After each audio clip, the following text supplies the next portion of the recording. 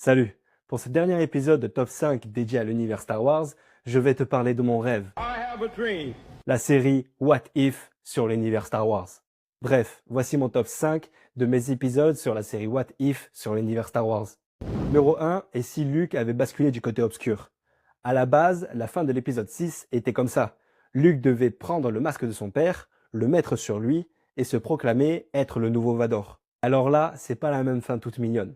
Imagine, Luke retourne sur Andorre, tue Han devant les yeux de sa sœur horrifiée, et la flotte impériale arrive et décime toute la rébellion.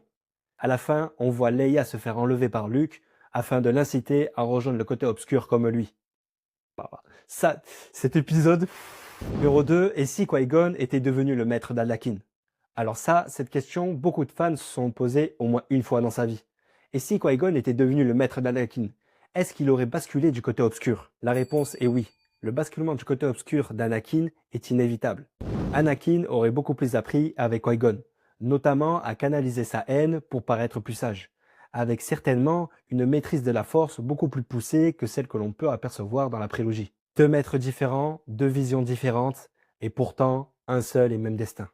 Numéro 3, et si Ahsoka Tano n'avait pas quitté l'Ordre Jedi? Franchement, quand j'ai vu cet épisode dans The Clone Wars, j'ai été très triste de voir le traitement de ce personnage qui, on va dire, est sorti un peu de nulle part. Mais elle est tellement intelligente, joyeuse, drôle, que ça en fait la padawan idéale pour Anakin. D'autant plus qu'elle est très proche de Padmé. Je pense qu'elle l'aurait soutenu dans sa vision sur l'Ordre Jedi, et qu'elle aurait même aidé à chercher le complot qui se tramait pour renverser la République.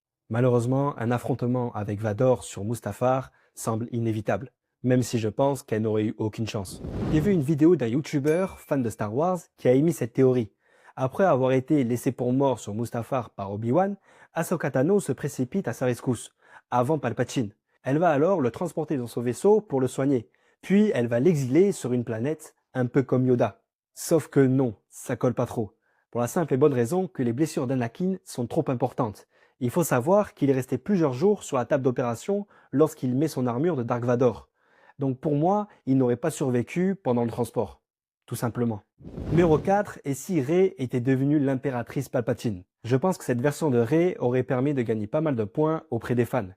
Très clairement, j'aurais préféré cette fin. Disney aurait eu le cran de réaliser ce que Lucas n'a pas fait à la fin de l'épisode 6. Concernant l'histoire, je n'ai pas tant creusé que ça l'idée. Même si avec un bon scénario, cet épisode a le moyen d'être le plus aimé des fans de la série What If. Numéro 5, et si Anakin avait survécu à la fin de l'épisode 6? Cet épisode What If est clairement mon préféré. Certains youtubeurs fans de Star Wars ont même fait